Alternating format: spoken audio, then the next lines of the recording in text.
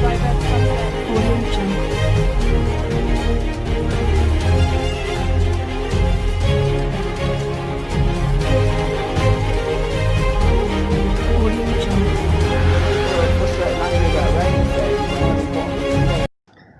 हिंद दोस्तों, मैं हूं तारिक राय। स्वागत है आप सभी का मेरे YouTube चैनल पॉलिटिकल विजन में।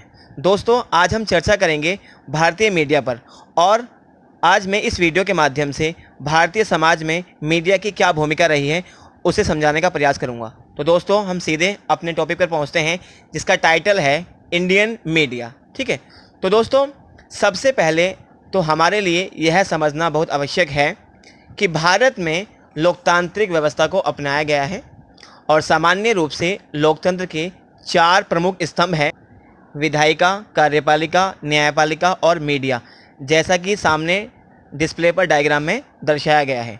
तो दोस्तों, मीडिया को लोकतंत्र का चौथा स्तंभ माना जाता है। भारतीय लोकतंत्र में मीडिया लोकतंत्र के पहरेदारों में सबसे ज़्यादा महत्वपूर्ण है। इसकी स्वतंत्रता संविधान के अनुच्छेद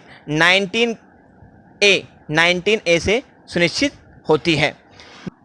मीडिया की समाज में काफ़ी महत्वपूर्ण भूमिका होती है, क्योंकि इसकी जिम्मेदारी देश और लोगों की समस्याओं को सामने लाने के साथ साथ सरकार के कामकाज पर नज़र रखना भी होता है। इसके साथ साथ यह न केवल विभिन्न सूचनाओं एवं जानकारी के माध्यम से जनसाधारण को जागरूक करता है, बल्कि आलोचना के माध्यम से सरकार पर अंकुश भी लगाता है। लेकिन पिछले कुछ दिनों में मीडिया की कार्यप्रणाली और रुख पर सवाल उठने शुरू हो गए हैं। इसमें कोई दो राय नहीं है कि वर्तमान समय में मीडिया के काम करने के तरीके और उसके चरित्र में काफ़ी बदलाव आया है। दरअसल मीडिया पर आज जो भी सवाल उठ रहे हैं, उसके लिए शायद कुछ स्थितियां जिम्मेदार हैं। जैसे उदाहरण के लिए, कुछ राजनेता अपने अंदाज में मीडिया को चलाना चाहते हैं। अगर मीडिया उनके पक्ष में सकारात्मक खबरें दिखाता है तो उसे वे अच्छा कहते हैं, और ऐसा नहीं होने पर वो मीडिया को कटघरे में खड़ा करने लगते हैं। इस प्रकार मीडिया दबाव में कार्य करता है, जिसका असर उसकी विषय वस्तु पर पड़ रहा है। ऐसा नहीं है कि मीडिया कोई अच्छा काम नहीं करता। देश में हुए बड़े बड़े घोटालों को मीडिया ने उठाया है, चाहे वे राष्ट्रमंडल खेलों के आयोजन से जुड़े हों या फिर 2G स्पेक्ट्रम और कोयले के आवंटन से संबंधित आदि।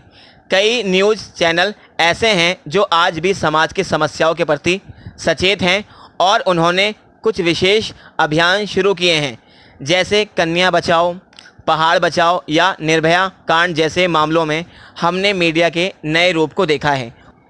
मीडिया की सक्रियता के कारण ही निर्भया कांड के परिणाम स्वरूप उपजा नागरिक जन आक्रोश जन आंदोलन का रूप ले सका, और अंत में यौन हिंसा विरोधी कानूनों में संशोधन हुए।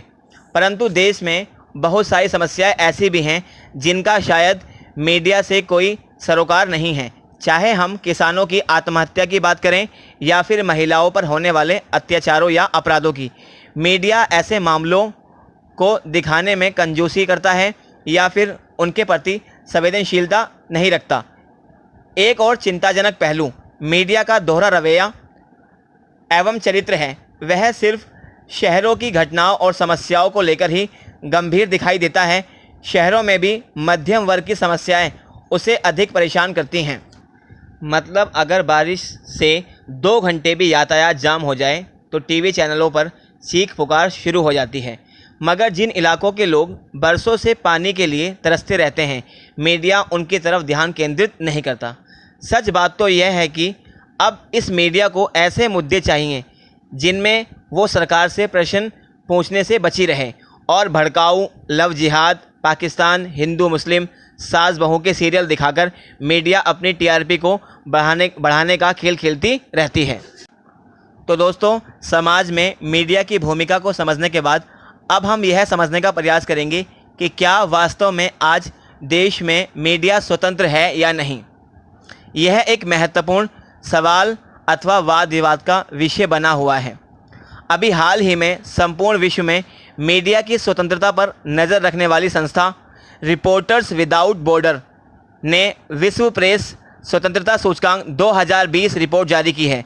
इस वार्षिक रिपोर्ट में भारत 2 पायदान नीचे खिसक गया है। प्रेस की आज़ादी के मामले में भारत जहां पिछले वर्ष 140वें पायदान पर था, वहीं इस वर्ष 142वें पायदान पर पहुंच गया है। वैसे तो मीडिया को लोकतंत्र का चौथा स्तंभ माना जाता है। इसके साथ साथ संविधान के अंतर्गत भी मीडिया अथवा प्रेस की स्वतंत्रता को राजनीतिक दलों से ज़्यादा महत्व प्रदान किया गया है। संविधान की प्रस्तावना में चुनावों को जनता की प्राथमिकता नहीं बताया गया है, बल्कि विचारों की अभिव्यक्ति को संविधान का मुख्य लक्ष्य घोषित किया गया है। मौलिक अधिकारों में चुनावों, पार्टियों और नेताओं की चर्चा नहीं की गई है, लेकिन संविधान के अनुच्छेद 19A में विचारों की स्वतंत्रता को मौलिक अधिकार बताया गया है। परंतु वर्तमान समय में मीडिया के अधिकारों पर नौकरशाही और राजनेताओं द्वारा रोक लगातार बढ़ती जा रही है, जिसे देखकर ऐसा प्रतीत होता है कि आज पत्रकारों की स्वतंत्रता छीनी जा रही है।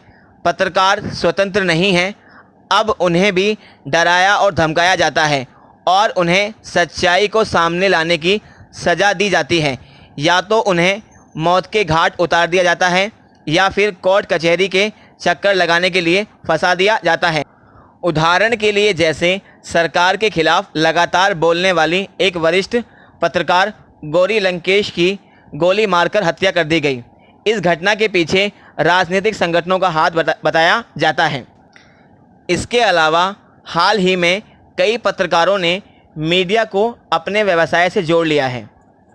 बढ़ती प्रतिस्पर्धा के कारण उनके खर्चे भी बढ़ रहे हैं, जिन्हें पूरा करने के लिए मीडिया संस्थान सरकार और बड़ी कंपनियों पर निर्भर होने लगे हैं। लोकप्रियता एवं धन कमाने के लालच में मीडिया अपने लक्ष्य से भटक गई है। इसके अलावा भारतीय मीडिया अपने स्वतंत्रता के अधिकार का दुरुपयोग कर रही है, जिसके प्रमाण कई घटनाओं के दौरान देखने को मिलते हैं।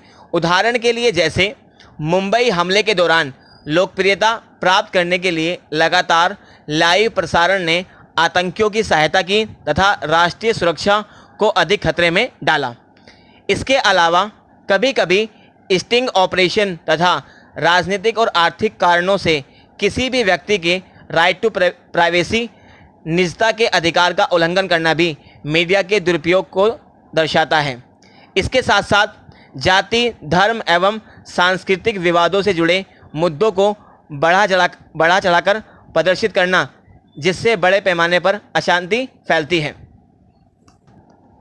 तो दोस्तों, मीडिया की स्वतंत्रता पर विचार विमर्श करने के बाद अब हम यह समझने का प्रयास करेंगे कि मीडिया की स्वतंत्रता में आ रही कमी के कौन कौन से कारण हो सकते हैं। ठीक है, पिछले एक दशक में जिस प्रकार मीडिया की स्वतंत्रता में कमी आई है, उसके लिए अनेक कारण उत्तरदायी हैं। जैसे हाल ही के कुछ वर्षों में मीडिया पर जन सरोकार के मुद्दों को प्रकाश में लाने की बजाय सरकार का पक्ष लेने के आरोप लगते रहे हैं।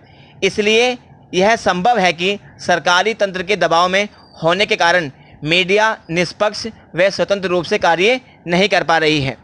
इसके अलावा अधिकतर मीडिया हाउसेस के कमान अब उद्योगपतियों के हाथों में चले जाने से सच्ची पत्रकारिता की बजाय अधिक से अधिक मुनाफा कमाना मीडिया की प्राथमिकता बन गई है। इस प्रकार आज मीडिया पूंजीपतियों का हिमायती बनता दिख रहा है। तो दोस्तों, अब हम मीडिया को स्वतंत्र और निष्पक्ष बनाने के लिए कुछ महत्वपूर्ण उपायों पर चर्चा करेंगे, जिसके अंतर्गत निम्नलिखित कदम उठाए जा सकते हैं। पॉइंट नंबर 1, मीडिया से संबंधित शिक्षण संस्थानों में नैतिकता को बढ़ावा दिया जाना चाहिए। पॉइंट नंबर 2, एक स्वतंत्र जांच दल का निर्माण किया जाए जो मीडिया के निष्पक्ष प्रसारण एवं संवेदनशील सूचनाओं के प्रसारण संबंधी कार्यों पर निगरानी रख सकें। पॉइंट नंबर 3, मीडिया को राजनीतिक दबाव से मुक्त रखा जाना चाहिए। और पॉइंट नंबर 4, जो सबसे महत्वपूर्ण है, मीडिया चैनलों को व्यक्तियों के निजी जीवन या व्यक्तिगत मामलों में हस्तक्षेप नहीं करने के नियम का पालन करना चाहिए। तो दोस्तों, यदि मीडिया के अंतर्गत इन सुधारों को अपनाया जाता है तो हम निश्चित रूप से ये कह सकते हैं कि कुछ हद तक मीडिया स्वतंत्र एवं निष्पक्ष रूप से कार्य कर सकती है। तो दोस्तों, भारतीय समाज में मीडिया की भूमिका का व्यापक रूप से अध्ययन करने के बाद हम निष्कर्ष के तौर पर यह कह सकते हैं कि मीडिया ने एक ओर जहां लोगों को जागरूक बनाया है, वहीं दूसरी ओर सरकार को देश की समस्याओं से भी अवगत कराया है। ध्यान देने योग्य बात यह है कि मीडिया को लोकतंत्र का चौथा स्तंभ होने के कारण उससे यह अपेक्षा की जाती है कि वह देश हित में अपना सकारात्मक योगदान दे तथा इसलिए मीडिया को अपने स्वार्थों से ऊपर उठकर एक न्यूट्रल वॉचडॉग की भूमिका निभानी चाहिए। तो दोस्तों, आज के लिए बस इतना ही। अगर आपको मेरी वीडियो पसंद आई हो और अभी तक आपने मेरे चैनल को सब्सक्राइब नहीं किया है तो प्लीज़ मेरे चैनल को सब्सक्राइब कीजिए, लाइक कीजिए, शेयर कीजिए और मेरी नेक्स्ट वीडियो की नोटिफिकेशन का वेट कीजिए। Thank you very much.